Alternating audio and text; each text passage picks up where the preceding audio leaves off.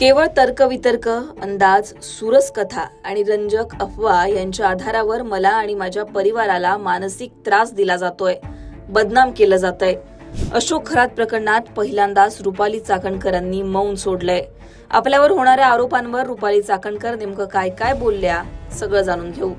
अशोक खरात प्रकरणात महिला आयोगाच्या अध्यक्षपदाचा राजीनामा चाकणकरांना द्यावा लागलाच.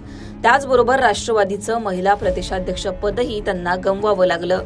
अशोक खरात सोबतचे फोटो, व्हिडिओ व्हायरल झाल्यानंतर चाकणकर टीकेच्या केंद्रस्थानी आल्या होत्या. अशोक खरातसह चाकणकरांनाही अटक करा अशी मागणीच रुपाली ठोंबरे, सुषमा अंधारे, अंजली दमानिया यांच्याकडून सातत्यानं होऊ लागली होती. अशोक खरातला आमच्या कुटुंबानं गुरु मानलं होतं अशी कबुली स्वतः चाकणकर यांनी दिली असली तरी खरातच्या काळ्या कारनाम्यांबद्दल मला कुठलीही माहिती नव्हती असं त्या पहिल्या दिवसापासून बोलतायत.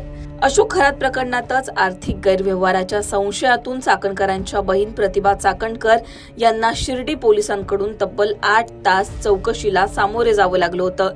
आता रुपाली चाकणकर यांनी सोशल मीडियावर एक पोस्ट करत आपल्यावर होणाऱ्या आरोपांना उत्तर दिलंय. रुपाली चाकणकर म्हणतात, महाराष्ट्राच्या राजकीय क्षेत्रात आजतागायत अनेकांवर आरोप झाले.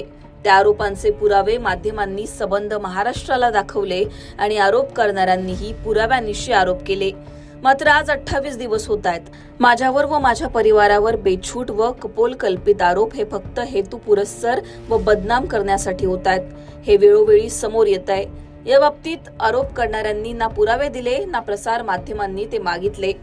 तसंच निनावी पत्राबाबत जे कुणी आरोप करणारे आहेत त्यांनी सांगावं की ते पत्र त्यांच्यापर्यंत आलंच कसं. कोणतीही शहानिशा न करता केवळ आणि केवळ बदनामीचा कुटील डाव साध्य करण्यासाठी पोलीस प्रशासनाला प्राप्त झालेलं एक निनावी पत्र माध्यमांकडे सुपूर्द करून दिवसभर चर्चासत्र घडवून आणलं गेलं. हे घडवून आणण्यामागे कुणाचं सौजन्य होतं हे समोर आलं पाहिजे. बीडचे पोलीस अधीक्षक नवनीत कावत यांनीही ज्या पत्रावर नाव व पत्ता नाही अशा निनावी पत्राला कायदेशीर दृष्ट्या काहीही अर्थ नसल्यानं महत्त्व देता येत नाही हे माध्यमांसमोर स्पष्ट केलं आहे.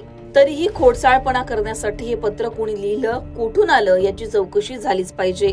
या निमित्तानं एक नवा चुकीचा पायंडा पाडला जातोय. केवळ तर्कवितर्क, अंदाज, सुरस कथा आणि रंजक अफवा यांच्या आधारावर मला आणि माझ्या परिवाराला मानसिक त्रास दिला जातोय, बदनाम केलं जातंय. हे अत्यंत खेदजनक आहे. मी पहिल्या दिवसापासून ठाम आणि स्पष्टपणे माझी भूमिका मांडतीये. खरात प्रकरणात कोणत्याही आर्थिक व्यवहारात, जमीन व्यवहारात आणि इतर कोणत्याही दुष्कृत्यात दुरान्वये आमचा संबंध नाही. शेवटी सत्य प्रखरतेनं समोर येईलच हा माझा दृढ विश्वास आहे.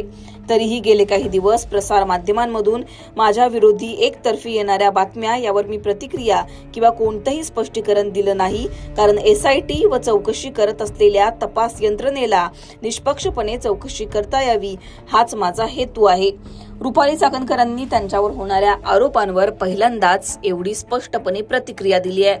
रुपाली चाकणकरांच्या या प्रतिक्रियेवर तुम्हाला काय वाटतं? तुमची याबद्दलची मतं कमेंटमध्ये सांगा. लोकमतला सबस्क्राईब केलं नसेल तर सबस्क्राईब करायला विसरू नका.